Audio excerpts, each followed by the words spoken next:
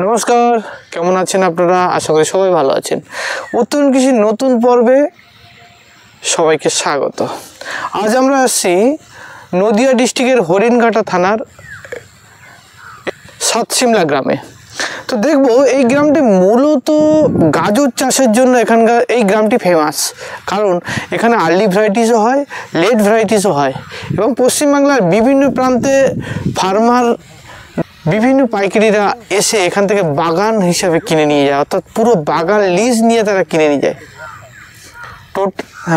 Total বাগানটা চুক্তিভিত্তিক তারা কিনে, অর্থাৎ ফার্মাররা চাষ করছেন এবং ফলন রেডি হয়ে যাচ্ছে, পাইকারিরা এসে বাগান সমেত কিনে নিয়ে যাচ্ছে। কি পদ্ধতিতে তারা ফল হারভেস্ট করে, কিভাবে বাগানটা কিনে, কত খরচ হয়, পুরো তথ্য থাকছে ভিডিওতে। তো আপনি যদি আমার চ্যানেলের নতুন দর্শক হয়ে থাকেন, অবশ্যই চ্যানেলটাকে সাবস্ক্রাইব করে আমাদের সঙ্গে থাকবেন, কারণ এই ধরনের ভিডিও প্রতিনিয়ত আমরা আপডেট দিতে থাকি। আর চলে আসুন ফার্মারের কাছে, জানি যে কি করে তারা এই চাষটা করছেন, কি করে তারা সফলতা পেয়েছেন আর কিভাবে তারা বাজারজাত করছেন। তা চলে আসুন ফার্মারের সাথে কথা বলি।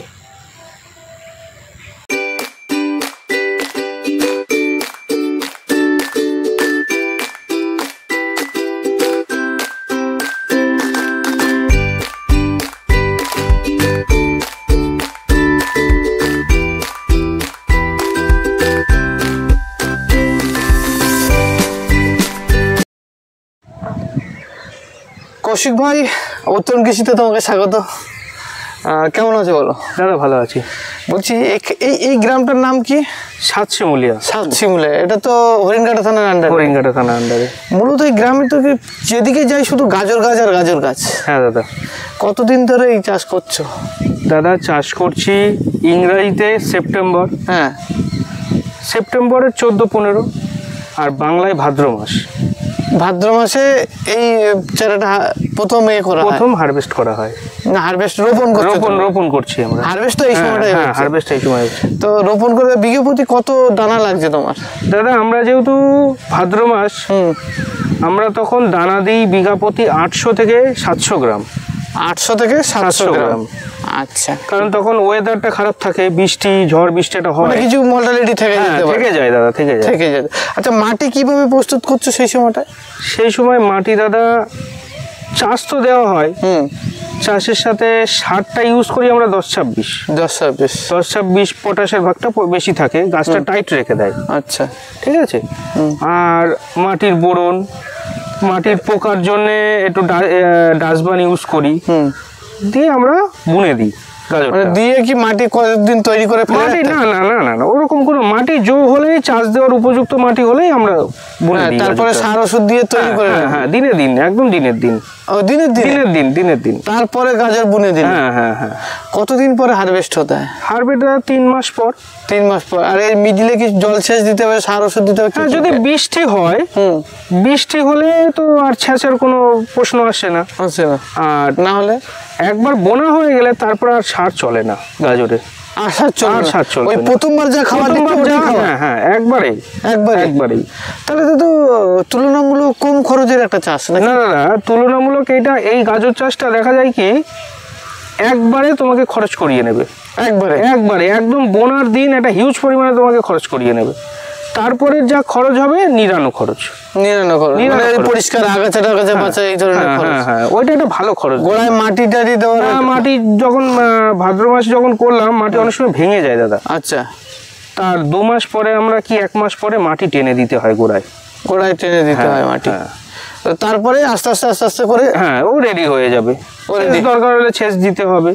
আচ্ছা, ঠিক আছে। ওষুধের প্রয়োজন হলে বিশেষত পচাটা লাগে। এতে বিঘা প্রতি তোমার প্রথম মাটি প্রস্তুত করতে এবং দানা দিতে কিরকম খরচ হবে? প্রথমে দানা দিতে, মাটি প্রস্তুতে, তারপরে আমার লেবার লাগবে। লেবার নিয়ে সব মিলে 10,000 টাকা খরচ প্রথম বিঘা প্রতি। হ্যাঁ, বিঘা প্রতি 10,000 টাকা খরচ। তারপরের খরচ কেমন?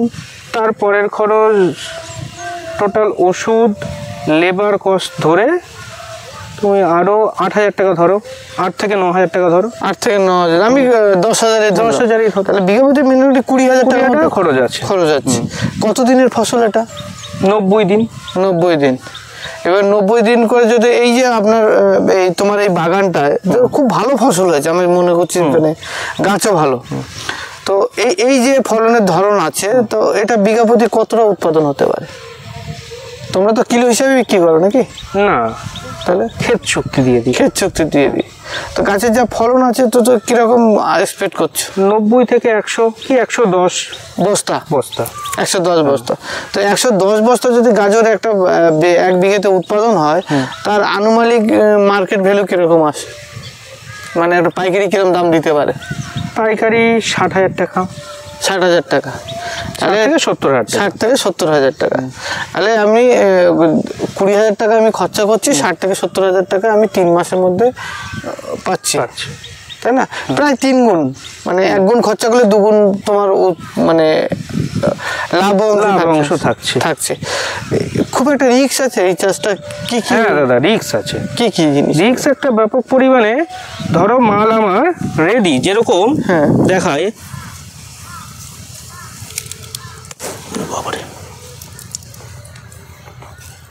টাইট আছে, দেখাচ্ছি।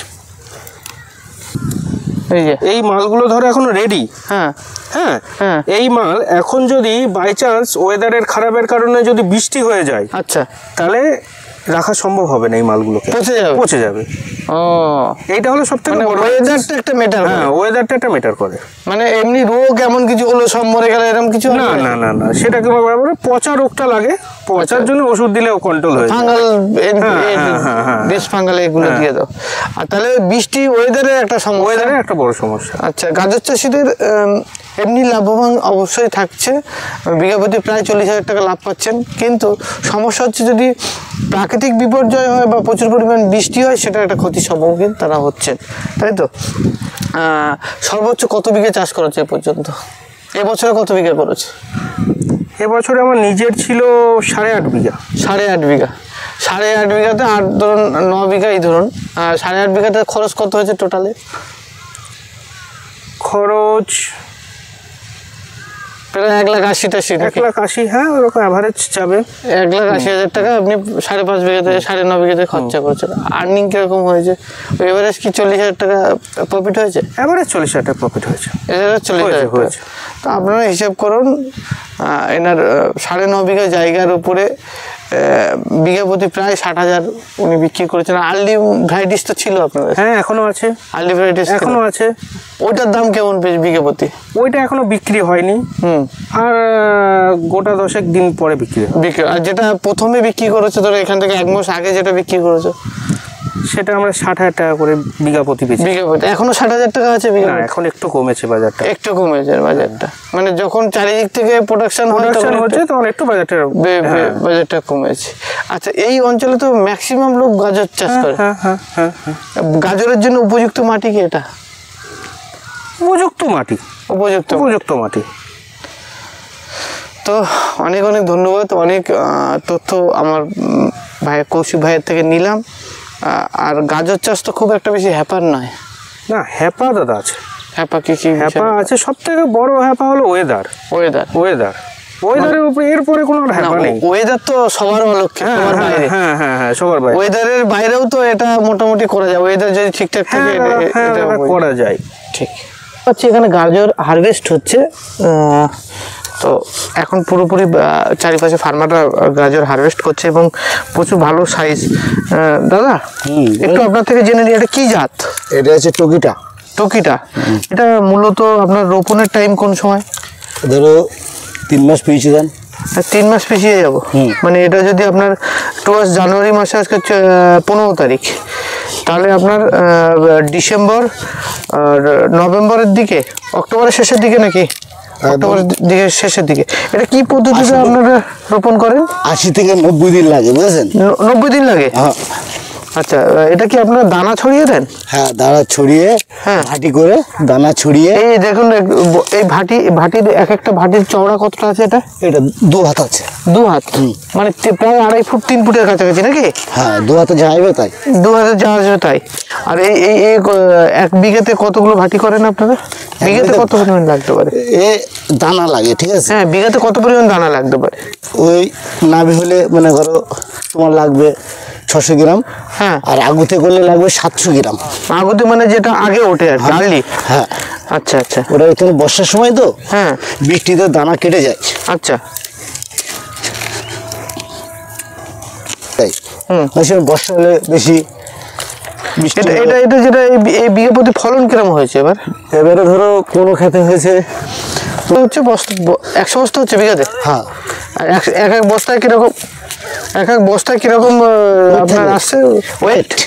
ওয়েট ওয়েট আমাদের এখানে ওয়েটে চলে, বুঝলে? হ্যাঁ কেমন ওয়েটে চলছে? এখানে তোমার 50 থেকে 55 মধ্যে। 50 থেকে 55 মধ্যে কিলো? হ্যাঁ কিলো। কিলো পাইকারি দাম এটাই আছে নাকি? না পাইকারির দাম, হুম দাম আমরা এখানে ব্যাপারী কেনে খ্যাত চুক্তি, বুঝলে, বিঘে আচ্ছা। চুক্তি। আচ্ছা আর মানে তাহলে আমরা জানতে পারছি আমরা নভেম্বরের প্রথম দিক থেকে এটা বপন করে ফেলছি। হ্যাঁ আর মোটামুটি 90 দিনের ফসল। হ্যাঁ 80 থেকে 90 দিন। আচ্ছা বিঘে প্রতি আপনার দানা কতটা লাগছে? তোমার এখন লাগবে ধরো 600, হ্যাঁ আর ধরো আরো যদি 1 মাস পিছিয়ে যান হ্যাঁ। তাহলে লাগবে 700 গ্রাম। 700 গ্রাম। আর এমনি যদি ভালো ফলন হয় তাহলে কিরকম ফলন হতে পারে এক বিঘে প্রতি? ওই 20 বস্তা। 20 বস্তা ফলন হতে পারে না? হ্যাঁ। বিঘে প্রতি 20 120 120 বস্তা। হ্যাঁ আচ্ছা তাতে ওয়েট কিরকম আসতে পারে? ওয়েট বলতে দেখেন, গাজরটা ফলনের কাছে অনেক কিছু, বুঝলে, গাজরটা যে চাষ করে হ্যাঁ। ওই চাষির কাছে অনেক কিছু আছে। আচ্ছা এই এই বাগানে ফলন কেমন হয়েছে? এই বাগানটায় ধরো তাও না হলেও 100 হবে। 100 বস্তা মিনিমাম হয়ে যাবে না? হ্যাঁ তা এখন রেট তো 50 টাকা করে বললেন। এর 50 টাকা না, 50 কেজি করে থাকে বস্তায়। 50 কিলো করে বস্তায় থাকে। হ্যাঁ। তাহলে 100 বস্তা হলে 50 কিলো করে বস্তা থাকলে প্রায় 50 কুইন্টাল। এই বিঘে 1 বিঘা জমির দাম হচ্ছে তোমার এখন 60 থেকে 65 টাকা ব্যাপারী নিচ্ছে। এবার 60 থেকে 65। কি হাজার? হ্যাঁ আচ্ছা বিঘে 1 বিঘা জমি। আচ্ছা মানে এগুলো বাগান সমেত বিক্রি করে দিচ্ছে নাকি ফার্মার? বাগান সমেত বিক্রি। বিক্রি হচ্ছে। তাতে খরচ খরচা কিরকম হতে পারে মানে চাষটা? ধরো 1 বিঘা জমিতে খরচ করছে তাও 15 থেকে 16,000। 15 থেকে 16,000 টাকা। আর বিক্রি করছে চাষি 40 থেকে 50,000 টাকা। 60 থেকে 70,000। 60 থেকে 70,000 টাকা বিঘে বিক্রি করছে। আর এটা 3 মাসের ফসল তাই বললেন? 3 মাসের ফসল, 80 থেকে 90 দিন। 80 থেকে 90 দিন। তো 80 থেকে 90 দিনে আমার প্রিয় খামারি এবং দর্শক বন্ধুরা যারা এই গাজর চাষ করতে চাইছেন, এটা দুটো আর্লি ভ্যারাইটিসও আছে, একটা লেট ভ্যারাইটিস আছে। এটা লেট ভ্যারাইটিস, দু রকম, মানে দানা অনেক রকম আছে। দানা অনেক রকম আছে। যেটা আর্লি